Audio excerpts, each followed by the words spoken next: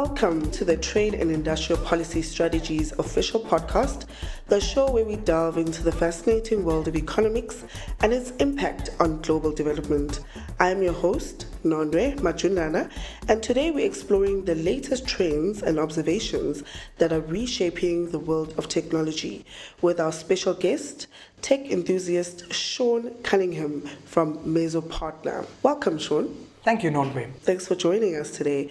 So Shawn runs the Technological Change and Innovation System Observatory project at TIPS. So it's been around for about 5 years now, since 2017. And this observatory project aims to track and create awareness of disruptive innovation and discontinuous technological change by organizations in the public, private, and not-for-profit sector. To kick things off, Shawn, could you share a bit about your background and your experience in this industry? So, Nondwe, I've been working on economic development for the past 21 years. I started off by focusing at entrepreneurship development, and for a short period of my career, I focused mainly on local economic development. But then I got really fascinated with how societies change institutions. So how institutions in the public and in the private sector adapt to change. And that then very naturally leads one to technology being a very big and very current topic, and how a society's change of technology then forces changes in institutions and in policies and so on. So that's, in a nutshell, what I've been working on. Lovely. So can you tell us then why there is a broader need to understand the definition of technology? From your perspective, what is technology and why is it helpful? Well, the Greek word for technology, the techni part, means knowing how to do something. So in the name technology already, it's very clear that technology is not so much about a thing, but it is about knowing how to do something. So if you look at the broader definition of technology, then you recognize it's not just the object, like the sound equipment that we're using for this podcast, but it's also knowing how to configure it, how to maybe even choose between alternatives. All of that is part of the definition of technology. And what happens in the world out there is that our parents and our friends mainly think of technology as an object, as a thing, which is a very narrow understanding of technology. All right. So to answer this fundamental question then, what is the overarching purpose of technology? How would you define the role that it plays in society in the broader context? It's a nice question, Nondwe. So firstly, technology is about harnessing natural phenomena. And so if you think of a wind turbine, it captures our scientific understanding of how wind moves and hence how to turn wind movement into electricity. So understanding how we can harness natural phenomena is an essential part of technology. But then staying in line with this broader understanding of technology, even knowing how to organize our workplace, or for you and me, how to organize our project so that we can work together, then also becomes a technology. So we get physical technologies and we get social technologies. And in the Technology Observatory, what we've been very worried about is the focus on physical technologies and how they're changing, and then the lack of attention being paid to social technologies and how these have to change in order for us to make our workplaces work. So you speak about technology influencing businesses. Are there specific ways organizations can leverage some of this technological growth to innovate their organizations? So technology and innovation sometimes go together, but not always. So quite a lot of the changes that need to happen in workplaces would be about changing the way they are organized, which means that the way that people manage their subordinates or the way a team would work together would have to change to really harness the capacities of a new technology. So if you look at any of the emerging technologies that's in the news now, it's not just about opening up a website or using a new app. I mean, that we can do as individuals. But for a team to really embrace a new technology would mean it's not just about procuring or acquiring the technology. You have to also figure out how to change the way your systems and your processes and maybe even your trust works in the organization. And this is a very difficult process. Yeah, you speak about it being difficult. What are some of the resistances that people have to integrating this technology seamlessly into their work? My late business partner always said people cannot plan for something they cannot imagine. And that's one of our first challenges with technology. You hear about this thing, you read about it, or a person younger than you tell you about this, and then it's very hard to imagine how you would have to make changes to embrace or maybe even confront this new technology. That's the one. The second thing is, if you think about it, Nondwe, the technology frontier around you and me, even as we sit in this room, it's a really big frontier. So I can see what's behind you, and you can see what's behind me, and we can see what's between us. But the technology frontier of all the possible technologies that you and I would have to evaluate just because somebody tells us about it, it's very big. So what you find is that when people start figuring out their systems and their processes, even in their business, even if it's not entirely effective, people would rather stick to that than try and stare over this horizon that goes 360 degrees around them. So a lot of business people simply cannot handle having to decide about more technologies, especially when you've spent a huge fortune on buying existing technology. So in a way, it's very natural for companies to say, if I had to choose between making what I have now work, even if it's not perfect, or bringing in something completely unknown and then having to figure out how to manage that, I would rather stick with what I have. Thank you very much. Sure. So people actually don't want to get out of their comfort zone. You would say it's a bit of a resistance to some of the fears that they harbor. Some of these fears that you speak about with technology, how do we navigate out of that fear? If it's fear that you say is keeping people resistant to the technology, or bridge the gap between that knowledge? Well, I think it's fear, but it could also simply be purely rational.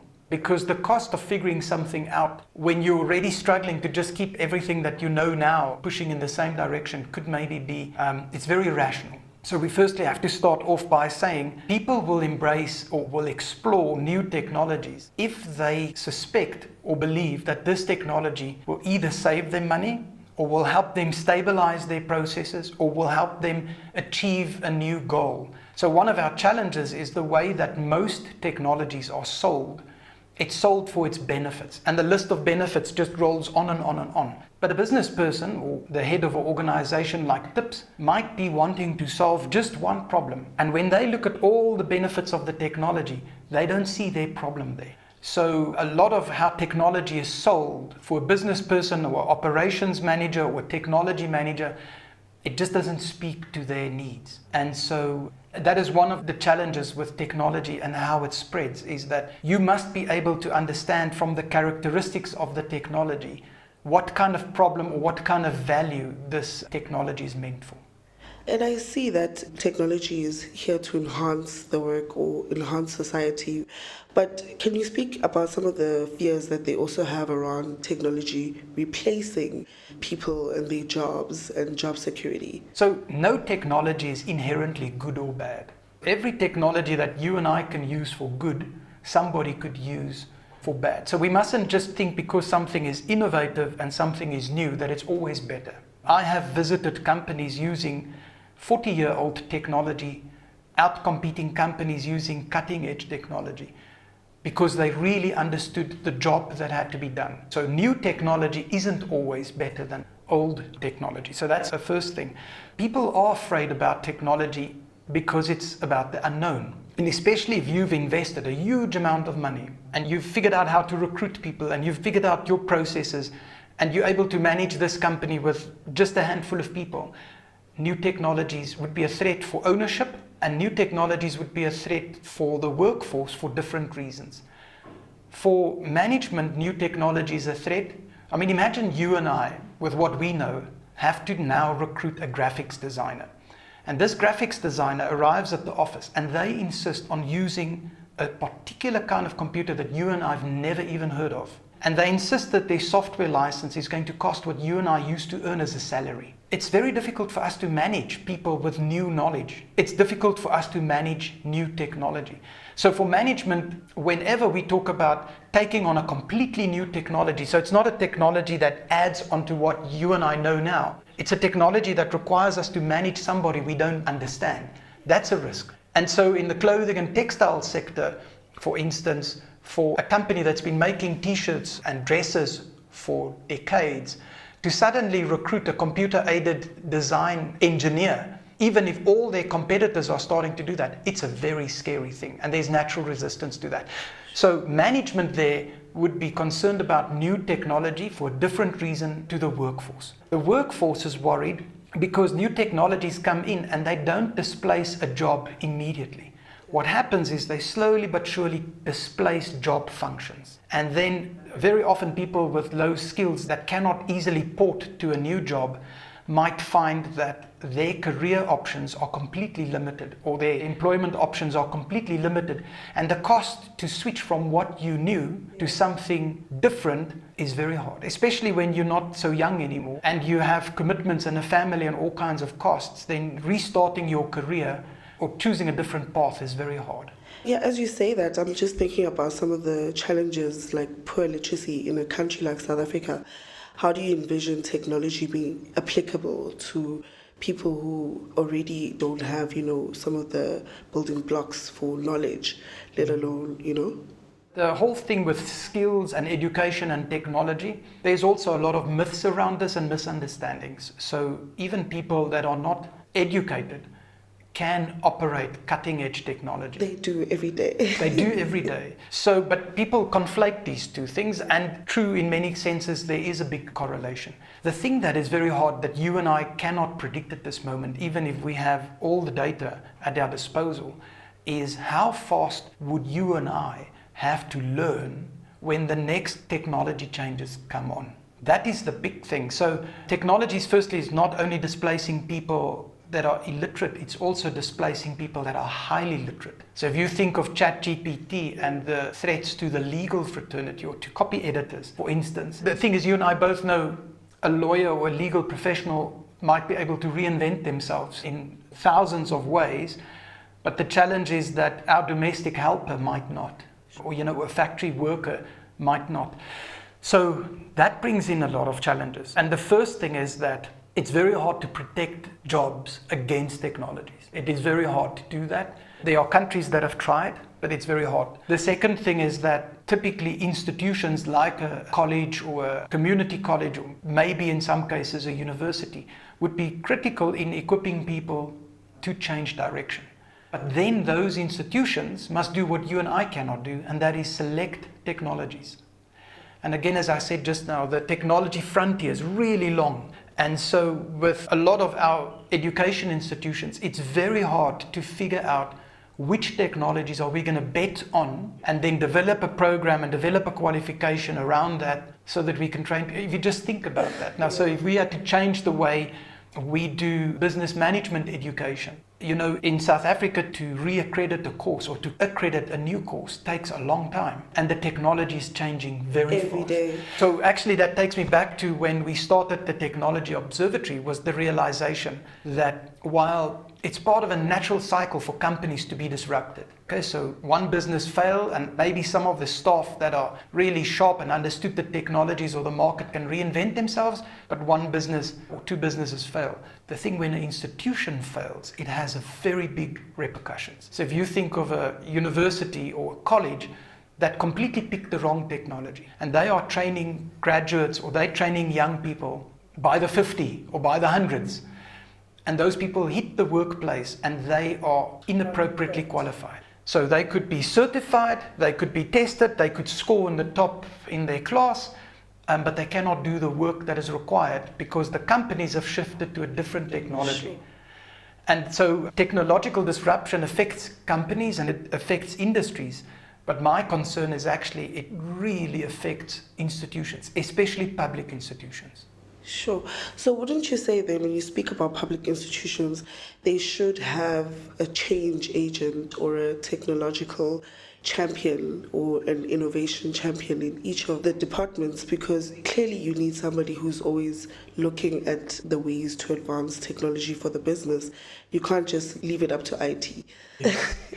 Well, actually, yes, I can go on this point. In lots of our companies and in our public organizations, people confuse IT with technology management. So in management and in engineering management, there is a field called technology or technology and innovation management, where you focus on the knowledge assets and the equipment and technology assets that you've procured, and you're trying to figure out how this might change going forward. So there is a job title called the technology manager, and very often the technology manager knows nothing about computers and IT. So if you look at a hospital, even in our public sector, you would have technology managers that are looking at how long do we keep on maintaining a particular kind of X-ray machine or a particular kind of device, and at what point do we replace that with something else? And typically, because the technologies are more and more interrelated, when you replace one technology, you typically then have to figure out what else do we have to change, because it's not just like taking out one thing and putting in something else in its place. In our public sector, though, technology management is often conflated with IT management. And it's a different thing. It's a very different thing. Okay, but do we have any examples or case studies of industries that are leveraging technology quite well to advance their businesses? Nonway, I think one of the things that we found in the technology observatory that simply affirms what other data has found is that in every subsector that we have in South Africa, there are people that are at the technology frontier in every sector. Our challenge is there's a very big gap between those companies that have a very active technology and innovation management policy or strategy and the rest that are basically following the main trends. We have a lot of companies in South Africa that if their clients told them that if you don't upgrade to this, or if you cannot integrate into our procurement system like that, then we cannot do business with you, and those companies will upgrade overnight. So it's not anything but a lack of will. Quite a few of our companies read a lot of uncertainty into the policy environment, so they're not so actively investing. And Saul would probably be a lot less controversial than me. He would say some people are just lazy and they're making profits very easily now, so why on earth do they have to invest? Because, I mean, listen, just even looking at the sound equipment surrounded by us here, it's a lot of investment. Even to make a very small change would take a lot of money. So we have a lot of companies that are very risk averse, and at the same time South Africa has really demanding markets. And so the South African companies that are not at the frontier are often displaced by companies from overseas that are at the frontier. South Africa's market is still sought after as a technology user. And not an innovator. Well, that would take you to the definition of innovation. I make a distinction between innovation and invention. So invention would be coming up with something completely novel that's never been done. And we're quite inventive in South Africa. Yeah. But innovation is more broadly understood as this ability to be able to combine 2 or 3 different things and then to fill in the gaps. So a lot of innovation is actually combining what already exists with something new. And we are very innovative. The challenge is that the innovation is not evenly spread in our society. Like everything else in South Africa. But you've been running with the Technological Change and Innovation Observatory since inception. What are some of the key patterns or trends that you think have emerged since you've been tracking? Well, the one thing that for us has been very important is that the whole focus on the 4th Industrial Revolution distracted quite a lot of people, both in the public and in the private sector.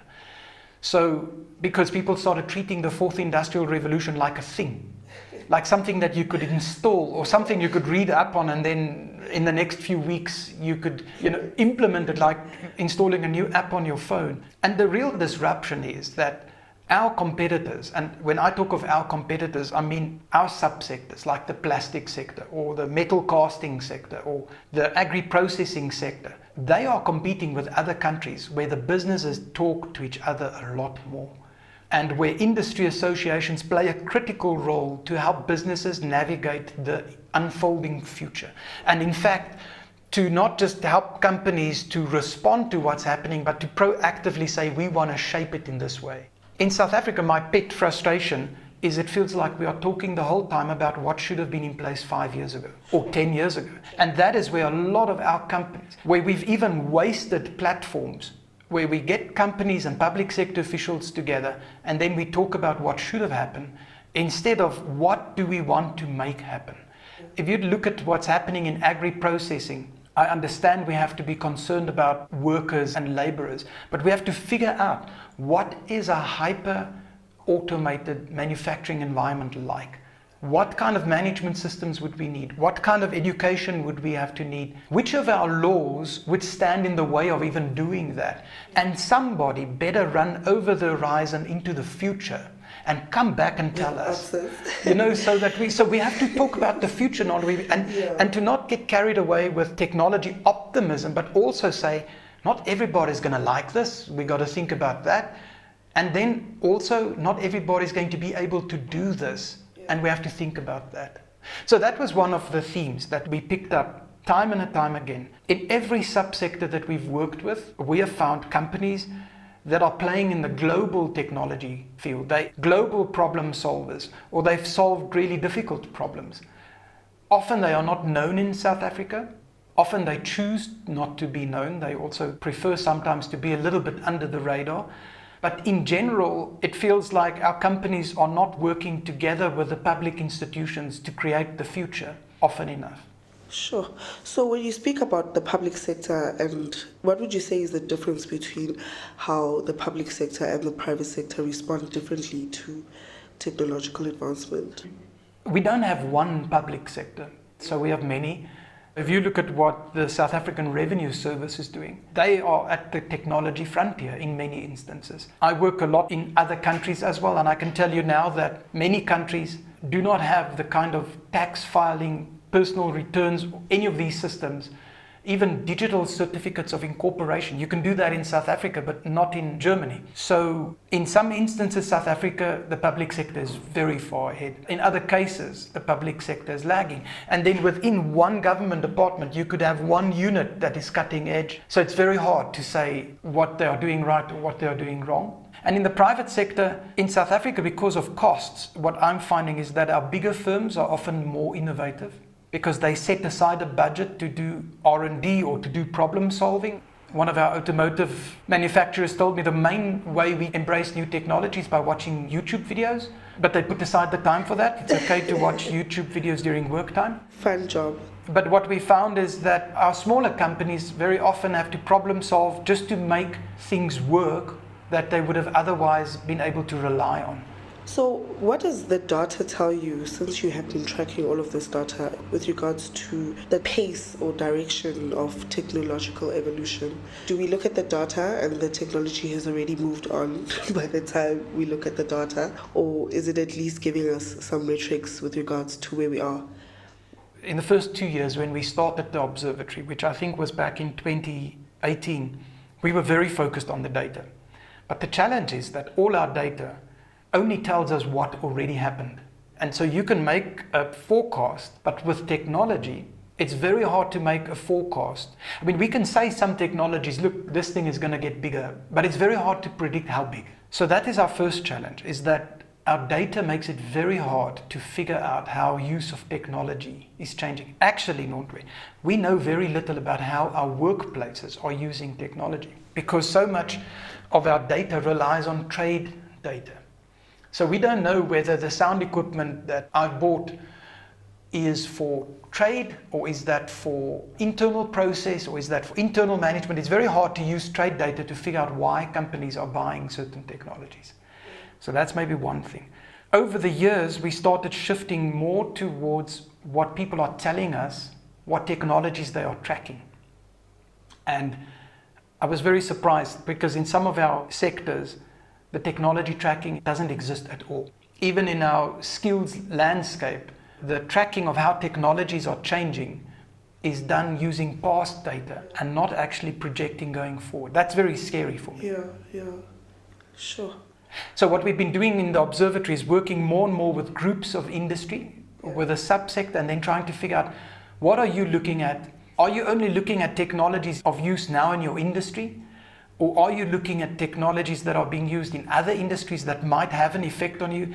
And that last part is really very difficult. Most businesses want to look at, are my peers, the people that's in my industry, what technologies are they using? Where the very nature of disruption is something that comes from the side that you don't expect.